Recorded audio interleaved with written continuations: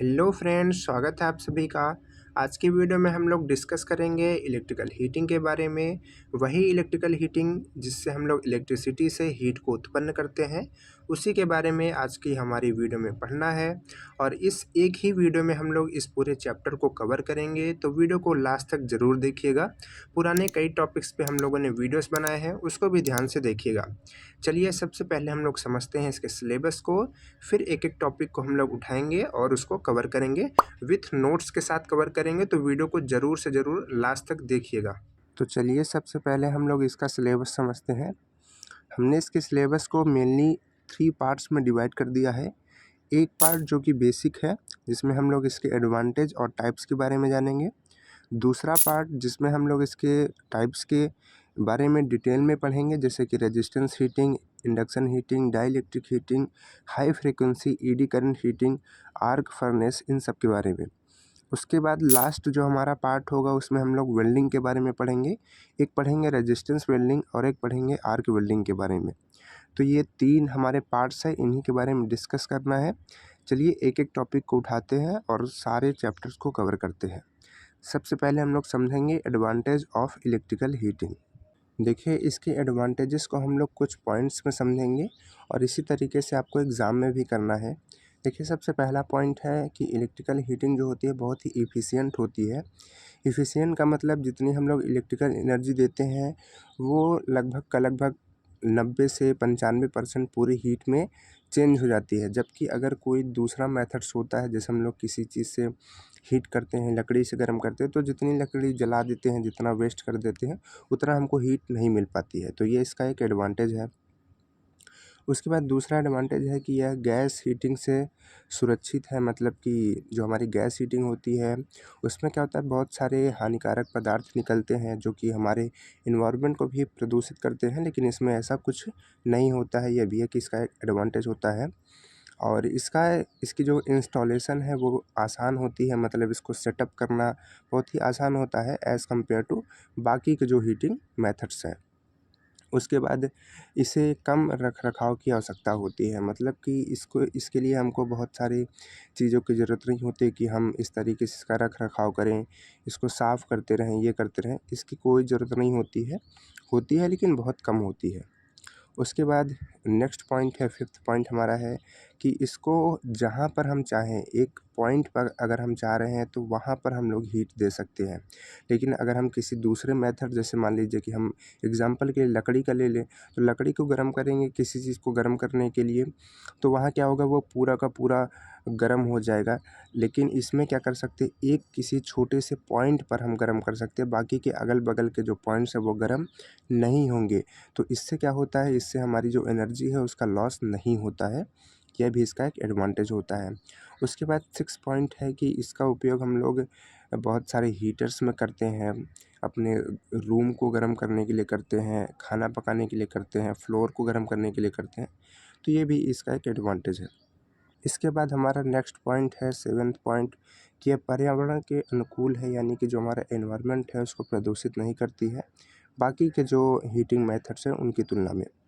उसके बाद है कि देखिए ये पॉइंट हमारा बहुत ही ज़रूरी है कि यह बिना आवाज़ किए हुए कार्य करती है, यानी कि जैसे कोई चीज़ अगर हम लकड़ी जलाते हैं तो वो आवाज़ करती है चर-चर की, या फिर किसी भी तरीके से कोई भी हीटिंग के मेथड्स करते हैं तो वो आवाज़ करते हैं, लेकिन ये आवाज़ नहीं करता है।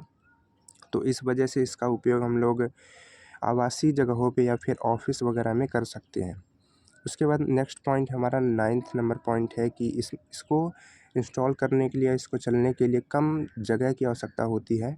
जबकि जो बड़े-बड़े हमारे हीटिंग मेथड्स होते हैं, जैसे कि बॉयलर हो गया या फिर भट्टियाँ हो गई, तो इसमें क्या होता है, बहुत ज़्यादा जगह की ज़रूरत होती है। बॉयलर हमारा बहुत बड़ा होता है, भट्टियाँ भी छोटी और बड़ी हो सकती हैं। और एक चीज़ आपको बता दें कि इसका उपयोग केवल हम लोग खाना पकाने, अपने रूम को गर्म करने के लिए नहीं करते, बहुत सारी चीज़ों में हम लोग इसका उपयोग करते हैं। बड़ी-बड़ी कंपनियों में बड़ी-बड़ी इलेक्ट्रिकल हीटिंग मेथड्स का इस्तेमाल किया जाता है, जहाँ पर बहुत बड़ी-बड़ी मशीनों को गर्म किया जाता है। उसके बाद है नेक्स्ट हमारा लास्ट पॉइंट, कि इसका इस्तेमाल वहाँ किया जा सकता है जहाँ पर बिजली हो, यानी कि अगर बिजली वहाँ पर अवेलेबल हो पाती है तो हम लोग इस मेथड का इस्तेमाल कर सकते हैं, यानी कि इलेक्ट्रिकल हीटिंग वहाँ पर हम लोग कर सकते हैं। तो ये इसके 10 एडवांटेजेस हैं, आप इसी तरीके से एग्ज़ाम में लिखेंगे और अच्छा स्कोर वहाँ पर आप कर पाएंगे। चलिए अब बढ़ते हैं अपने नेक्स्ट टॉपिक की तरफ, जो कि है टाइप ऑफ इलेक्ट्रिकल हीटिंग। तो यहाँ पर आप एक चार्ट देख रहे हैं जो कि इलेक्ट्रिकल हीटिंग के टाइप्स का चार्ट है। जब भी आपसे यह क्वेश्चन एग्ज़ाम में पूछा जाता है, आप इस चार्ट को बनाएंगे, उसके बाद कुछ चीज़ों को लिखेंगे। क्या लिखना है वह भी हम लोग लास्ट में देखते हैं, पहले इस चार्ट को समझ लेते हैं। देखिए, इलेक्ट्रिकल हीटिंग बेसिक रूप से 2 पार्ट्स में होती है, मतलब कि 2 बेस पे होती है। एक होती है base on power frequency heating, उसके बाद दूसरी होती है हाई फ्रीक्वेंसी हीटिंग। देखिए, जो हमारी पावर फ्रीक्वेंसी हीटिंग होती है उसमें हम लोग को 3 पढ़ने होते हैं। एक होता है रेजिस्टेंस हीटिंग, एक है आर्क हीटिंग और एक है इलेक्ट्रॉन बम्बार्डमेंट हीटिंग। लेकिन हम लोग के सिलेबस में इसमें से केवल रेजिस्टेंस और आर्क हीटिंग के बारे में पढ़ना है। उसके बाद दूसरा आ जाते हैं high frequency heating. High frequency heating में हमारे 2 होते हैं।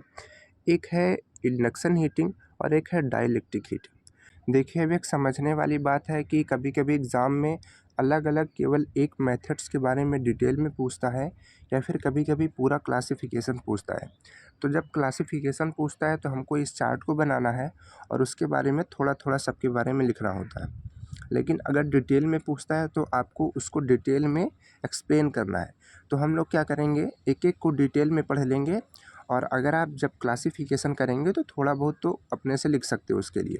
ठीक है, डिटेल में पढ़े रहेंगे तो आप थोड़ा थोड़ा तो लिख लेंगे। तो हम लोग क्या करेंगे, क्लासिफिकेशन के लिए कुछ अलग से नहीं पढ़ेंगे, हम लोग डिटेल में पढ़ लेते हैं। आप लोग क्लासिफिकेशन के लिए उसको थोड़ा थोड़ा लिख लीजिएगा जब भी आपसे पूछा जाएगा एग्ज़ाम में। तो आइए सबसे पहले डिस्कस करते हैं इंडक्शन हीटिंग के बारे में। देखिए, इंडक्शन हीटिंग एक ऐसी प्रक्रिया है जिसमें जो हमारा वर्कपीस होता है वह डायरेक्ट कांटेक्ट में नहीं आता है, बिना कांटेक्ट में आए हुए ही वह गर्म हो जाता है। यह इसका एक एडवांटेज भी होता है। और यह जो प्रक्रिया होती है यह केवल मेटल्स, यानी कि जो हमारे कंडक्टर होते हैं उसमें, और सेमी कंडक्टर, इनमें केवल यूज की जा सकती है। अब हम लोग इसकी वर्किंग को देखते हैं कि यह किस तरीके से कार्य करती है। तो देखिए, इस प्रक्रिया में एक कॉइल होती है जिसको हम लोग वर्क कॉइल कहते हैं, और जिस भी वर्क पीस को हमको गर्म करना होता है उसको हम इसके अंदर डालते हैं, जैसा कि आप डायग्राम में देख रहे हैं। और इसमें हम लोग एसी सप्लाई देते हैं, और एसी सप्लाई जैसे ही हम इसमें देते हैं तो एक मैग्नेटिक फील्ड इसके अंदर बन जाता है जो हमारी कॉइल होती है। और उस मैग्नेटिक फील्ड के बन जाने से जब हम उसमें वर्कपीस रखते हैं तो उसमें ईडी करंट प्रवाहित होने लगती है, और ईडी करंट प्रवाहित होने की वजह से जो हमारा वर्कपीस है उसमें हीट उत्पन्न होने लगती है, और यह पूरी प्रक्रिया इसी वजह से कार्य करती है और इसी तरीके से कार्य करती है।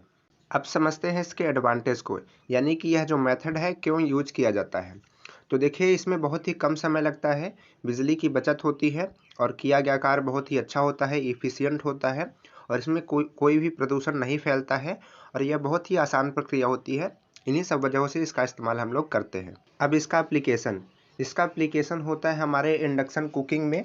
इंडक्शन कुकिंग आप लोगों ने देखा होगा, घर पे हमारे होता है। जैसे हम उस पर बर्तन रखते हैं वह हीट होने लगता है, इसमें कोई भी ऐसा नहीं दिखता है कि कोई भी फ्लेम निकल रही हो, कोई भी आग जैसी लग रही हो तो हमारा वह जो बर्तन है गर्म होता है, ऐसा नहीं होता है। वहाँ पर भी इसी मेथड का यूज़ किया जाता है, इसी प्रिंसिपल का यूज़ किया जाता है।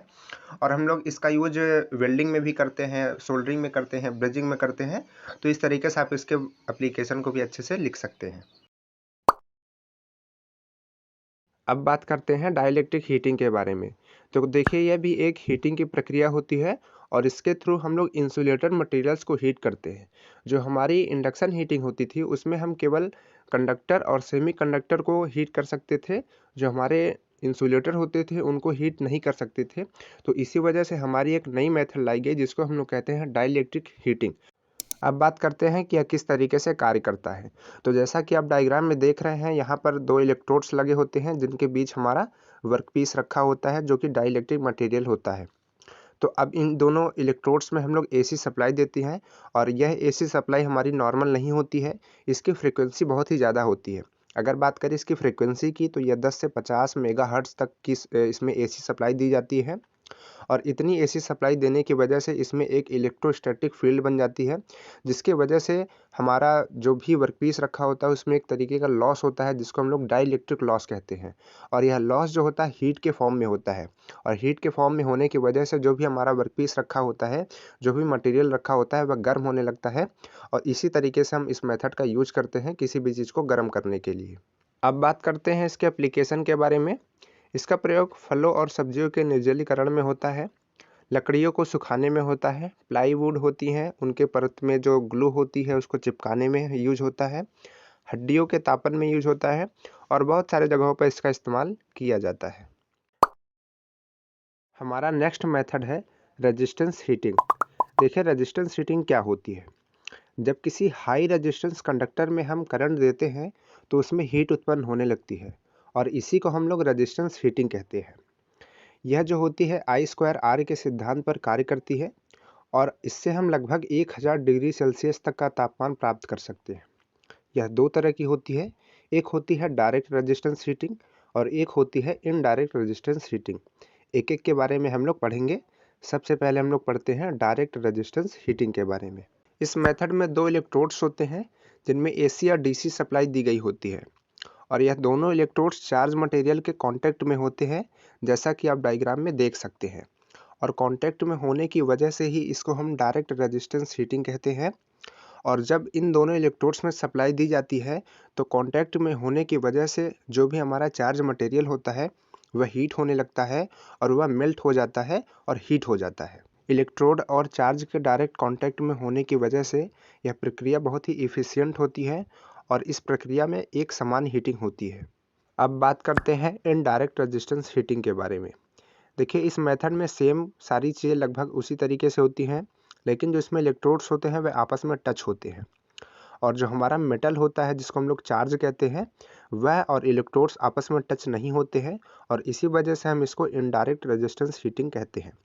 लेकिन जब आपस में टच नहीं होते हैं तो किस तरीके से इसमें हीट जो है ट्रांसफ़र होती है, वह होती है रेडिएशन और कंडक्शन के थ्रू। तो इस तरह से हमारी हीट ट्रांसफ़र होती है, और जो भी हमारा चार्ज होता है उसको हीट करती है। तो यह प्रक्रिया इस तरीके से कार्य करती है। इसका application room heater, electric iron, और जो हमारी ओवन्स होती हैं यानी कि भट्ठियाँ होती हैं, उनमें भी इनका उपयोग करते हैं। अब हम लोग बात करेंगे अपने न्यू मेथड आर्क हीटिंग के बारे में। देखिए जब इलेक्ट्रिक आर्क का इस्तेमाल करके हीट उत्पन्न की जाती है तो इस प्रक्रिया को आर्क हीटिंग कहते हैं। और इस प्रक्रिया में जो हमारा इलेक्ट्रोड्स होता है उसको कैथोड की तरह यूज करते हैं, और जो हमारा वर्कपीस होता है यानी कि जिस चीज़ को हमको गर्म करना होता है उसको हम लोग एनोड की तरह यूज करते हैं। और यह भी हमारी दो तरीके की होती है, एक होती है डायरेक्ट और एक होती है इनडायरेक्ट। तो चलिए एक एक की वर्किंग को समझते हैं अच्छे से एनिमेशन के थ्रू। डायरेक्ट आर्क हीटिंग, जैसा कि आप डायग्राम में देख रहे हैं उसी तरीके से इसका कंस्ट्रक्शन होता है। यह एक तरीके की फर्नेस ही होती है। इसमें इलेक्ट्रोड्स लगे होते हैं जो कि ग्रेफाइट के बने होते हैं, और इसके नीचे हमारा स्क्रैप मेटल जिसको हम लोग चार्ज कहते हैं वह भरा होता है, जो कि आपको डायग्राम में ब्लू कलर का दिख रहा है। और यहीं पर एक टिल्टिंग मैकेनिज्म भी लगा होता है जो कि सबसे नीचे लगा हुआ है ग्रीन कलर का। यह टिल्टिंग मैकेनिज्म इस वजह से लगाया जाता है ताकि जो हमारा चार्ज हो जब वह पिघल जाए, हीट हो जाए, तो उसको हम बाहर निकाल सकें। आइए अब समझते हैं कि यह किस तरीके से कार्य करता है।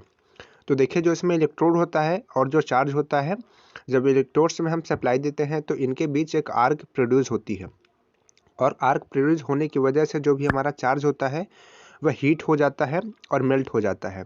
और मेल्ट होने के बाद जो हमारा टिल्टिंग मैकेनिज्म लगा होता है उसके थ्रू हम लोग इसको टेढ़ा करके बाहर निकाल लेते हैं, और फर्दर हम इसको यूज करते हैं।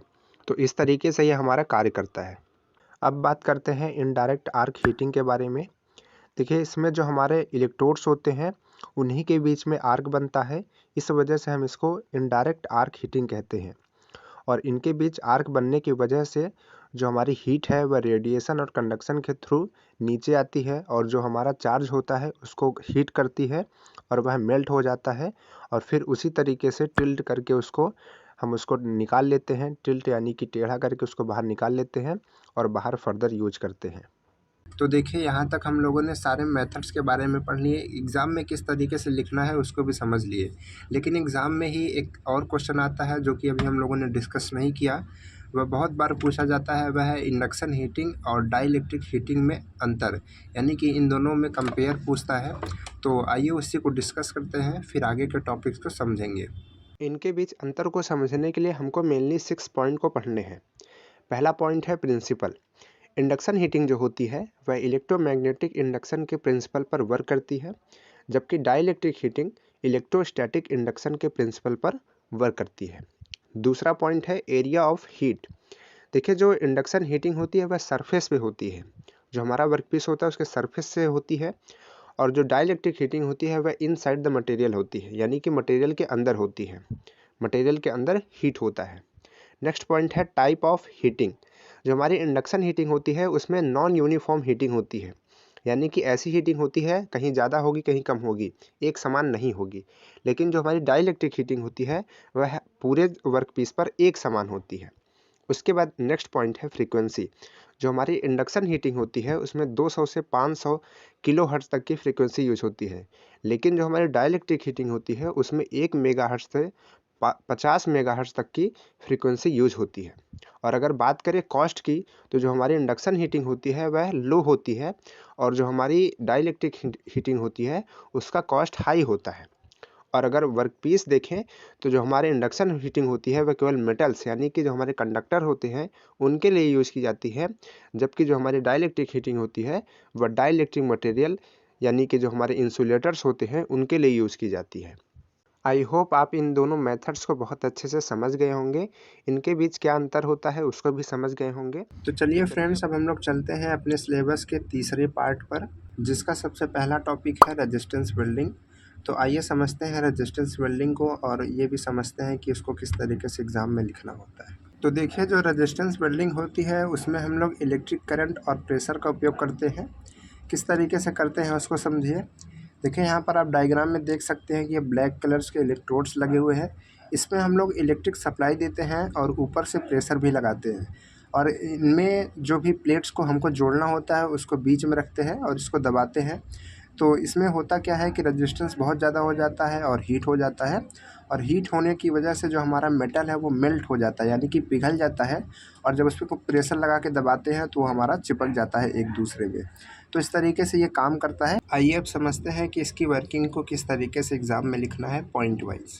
तो देखिए सबसे पहले जहाँ पर हमको वेल्डिंग करना होता है उस जगह को क्लीन करते हैं, और उन दोनों मेटल्स को अलाइन करते हैं एक जगह पर जहाँ पर उनको वेल्डिंग करना होता है।